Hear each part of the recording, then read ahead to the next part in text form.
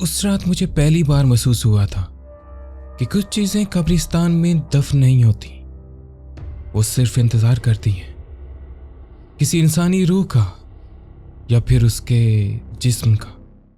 मैं उफाखिर और आप देख रहे हैं रात के 3 बजे। चलिए शुरू करते हैं अपनी आज की कहानी। मेरा नाम अकरम है और जो वाकया मैं आज बताने जा रहा हूं वो तकरीबन 7 साल पुराना है। मैं उस वक्त सिंध के एक छोटे से शहर खैरपुर के करीब एक गवर्नमेंट इरिगेशन ऑफिस में ट्रांसफर हुआ था। नई पोस्टिंग थी, तनख्वाह ज्यादा नहीं थी और रहने के लिए जगह मिलना अजाब बना हुआ था। 3 महीने तक मैं होटल्स, दोस्त के फ्लैट्स और ऑफिस के स्टोर रूम तक में रहा। फिर एक दिन ऑफिस के सीनियर क्लर्क ने मुझे एक पुराना गवर्नमेंट क्वार्टर अलॉट कर दिया। उसने फाइल बंद करते हुए सिर्फ इतना कहा, क्वार्टर पुराना है मगर सस्ता है, बस कॉलोनी की आखिरी साइड पे है, पुरानी कब्रिस्तान के पास। उस वक्त मुझे लगा वो बस लोकेशन बता रहा है। काश मैं उस एक जुमले की गहराई समझ लेता। मैं, मेरी बीवी नायला और हमारी छोटी बेटी मानूर, हम 3 लोग उस क्वार्टर में शिफ्ट हुए।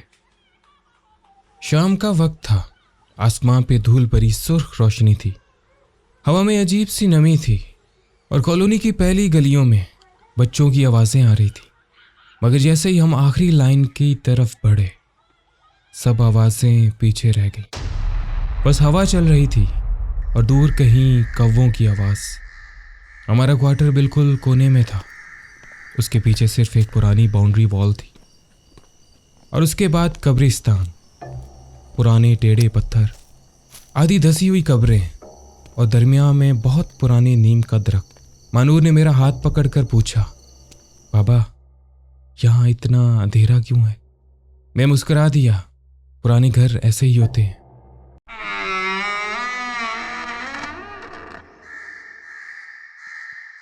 मगर अंदर जाते ही मुझे खुद महसूस हुआ, घर पुराना नहीं था, घर उदास था।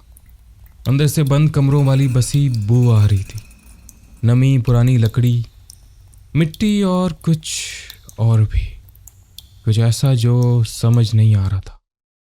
कॉलोनी के चौकीदार बशीर हमें चाबी देकर जा रहा था कि अचानक रुक गया। उसकी नजर पीछे वाले छोटे से लोहे के दरवाजे पर टिक गई।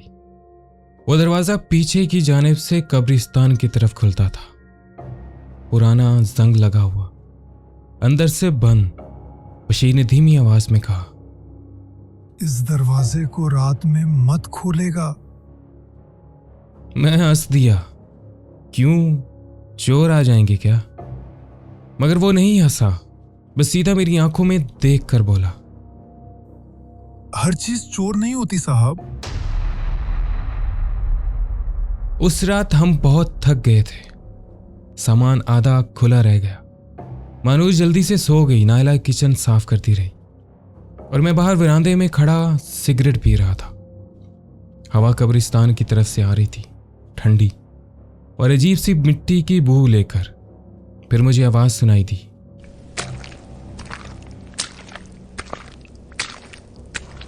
जैसे कोई गीली मिट्टी में नंगे पांव चल रहा हो।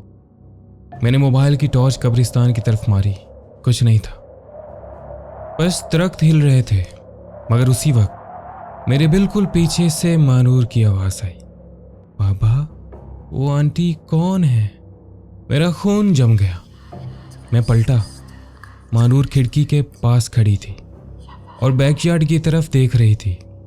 मुझे कोई नजर नहीं आ रहा बेटा।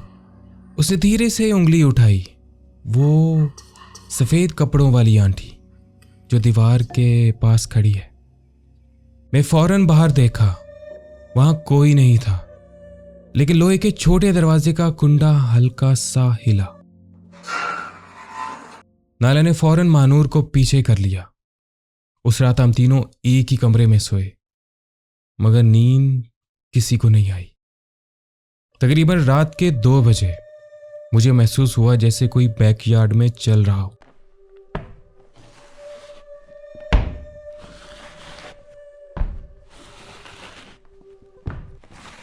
आहिस्ता मगर जैसे खुद को घसीटते हुए। मैं उठकर किचन तक गया, खिड़की से बाहर देखा और मेरी सांसें रुक गईं। बैकयार्ड के बीच गीली मिट्टी थी और उस मिट्टी पर छोटे छोटे पांव के निशान बने हुए थे, बच्चे के पांव। वो निशान सीधा उस लोहे के दरवाजे की तरफ जा रहे थे और वहां जाकर गायब हो गए। उस वक्त पहली बार मुझे डर लगा, असली डर। मैं वापस कमरे में आया तो मानूर ने आंखें खोल दी। उसका चेहरा पसीने से भीगा हुआ था। उसने धीमी आवाज में कहा, बाबा, वो मुझे बुला रही है मिट्टी में घर बनाने। नायला रो पड़ी। उसने फौरन आयतुल कुर्सी पढ़ना शुरू कर दी, मगर उसी वक्त पीछे से आवाज आई। वो हल्की सी दस्तक लोहे के दरवाजे पर। हम तीनों जम गए। दस्तक दोबारा हुई। इस बार ज्यादा आहिस्ता और फिर एक औरत की बहुत धीमी आवाज, दरवाजा खोलो। मेरा गला सूख गया। आवाज बहुत कमजोर थी, जैसे कोई बहुत अरसे से रोता रहा हो। फिर मानूर ने मेरी शर्ट जोर से पकड़ ली। बाबा, वो कह रही है उनका बेटा अंदर रह गया है। उस वक्त मेरी रीढ़ की हड्डी तक ठंडी हो गई थी, क्योंकि यह बात मानूर को किसी ने नहीं बताई थी, किसी ने भी नहीं। सुबह होते ही मैं बशीर के पास गया। उसने मेरी शक्ल देखते ही पूछा, रात को आवाज आई थी क्या? मैंने उसका कॉलर पकड़ लिया। सच बताओ, यहां क्या हुआ था? वो कुछ देर चुप रहा, फिर बोला, पहले यहाँ एक फैमिली रहती थी, मियाँ, बीवी और उनका छोटा बेटा। एक रात बच्चा गायब हो गया। उस बैकयार्ड तक पांव के निशान मिले। उसकी माँ पागल हो गए। रोज रात को कब्रिस्तान के पास बैठ कर अपने बेटे को बुलाती रहती थी। फिर एक दिन वो मर गए और मौत से पहले उसने एक ही बात कही थी। उसने कहा था, मेरा बेटा अंदर नहीं गया, कब्रिस्तान से कोई और बाहर आया था। उस दिन के बाद मानूर बदलने लगी। वो अक्सर अकेली बैठकर हवा से बातें करती रहती, कभी कभी हंसने लगती, कभी चुप हो जाती। एक दिन मैंने देखा वो बैकयार्ड की मिट्टी में उंगली से सर्कल बना रही थी। माही, क्या कर रही हो? उसने मेरी तरफ देखा। उसकी आंखों के नीचे गहरे हल्के थे। वो आंटी कहती हैं नीचे बहुत ठंड है। उस रात मैंने फैसला कर लिया, हम सुबह ही घर छोड़कर निकल जाएंगे। बस एक रात और, सिर्फ एक रात। काश हम उसी वक्त भाग जाते।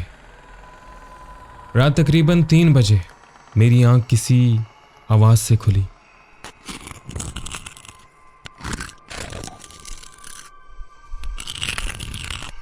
जैसे कोई लोहे पे नाखून घसीट रहा हो। मैं धीरे से उठा और बैकयार्ड की तरफ देखा। लोहे का दरवाजा खुला हुआ था। मेरा दिमाग सुन्न हो गया। मैं कसम खाकर कह सकता हूं, मैंने उस दरवाजे को अंदर से खुद लॉक किया था। हवा कब्रिस्तान की तरफ से आ रही थी, ठंडी, और साथ एक अजीब सी बदबू, गीली मिट्टी और किसी सड़ी हुई चीज की। फिर अंधेरे में मुझे मानूर नजर आई। वो कब्रिस्तान की दीवार के पास खड़ी थी, नंगे पांव, सफेद फ्रॉक मिट्टी से भरी हुई थी। माही! वो धीरे धीरे मेरी तरफ मुड़ी और उस वक्त मेरी रूह तक काम गई, क्योंकि उसकी आंखें पूरी काली थी, बिल्कुल स्याह। उसके होंठों से बहुत हल्की सी आवाज निकली, वो मिल गया है। फिर उसने कब्रिस्तान की तरफ इशारा किया और मैंने देखा दीवार के उस पार एक और बच्चा खड़ा था, गीली मिट्टी में, बिल्कुल चुप। उसका चेहरा अंधेरे में था, मगर वो मुस्कुरा रहा था। उसी लम्हे बैकयार्ड का दरवाजा जोर से बंद हुआ। मानूर चीख कर बेहोश हो गई। मैं भागकर उसे उठाने गया, मगर जब दोबारा दीवार की तरफ देखा, वहां कोई नहीं था। सिर्फ गीली मिट्टी थी और छोटे पांव के निशान थे जो अंदर की तरफ आ रहे थे, बाहर की तरफ नहीं। हम उसी सुबह क्वार्टर छोड़कर चले गए, कभी वापस नहीं गए। मानूर कुछ हफ्तों तक चुप रही, फिर धीरे धीरे नॉर्मल होने लगी, जिंदगी वापस ठीक लगने लगी। लेकिन कहानी यहां खत्म नहीं हुई। 3 महीने बाद एक रात मैं पानी पीने के लिए उठा। घर में सब सो रहे थे, मगर ड्राइंग रूम की लाइट ऑन थी। मैं धीरे से वहां गया और मेरी सांसें रुक गईं। मानूर फर्श पर बैठी थी, अकेले, मिट्टी से सर्कल बना रही थी, बिल्कुल वैसे ही जैसे उस क्वार्टर में बनाती थी। मैं घबरा कर पूछा, माही क्या कर रही हो? उसने धीरे से सर उठाया और मुस्कुराई। बाबा, वो कहती हैं अब हमारे घर का दरवाजा भी खुला रहता है।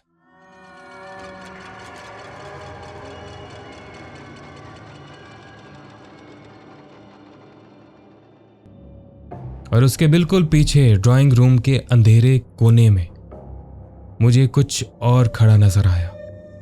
सफेद कपड़े, गीले पांव और 2 अंधेरी आंखें जो सीधा मुझे देख रही थी।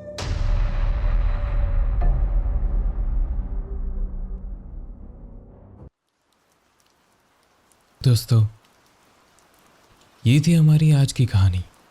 उम्मीद है आप सबको पसंद आई होगी, और अगर थोड़ी सी भी पसंद आई हो तो लाइक ज़रूर करिएगा, शेयर कीजिएगा, सब्सक्राइब करना मत भूलिएगा, क्योंकि यहाँ कहानियाँ ख़त्म नहीं होती। मैं मिलूँगा आपसे अगली कहानी में रात के 3 बजे। तब तक अपना और अपने प्यारों का ख्याल रखिएगा। Take care.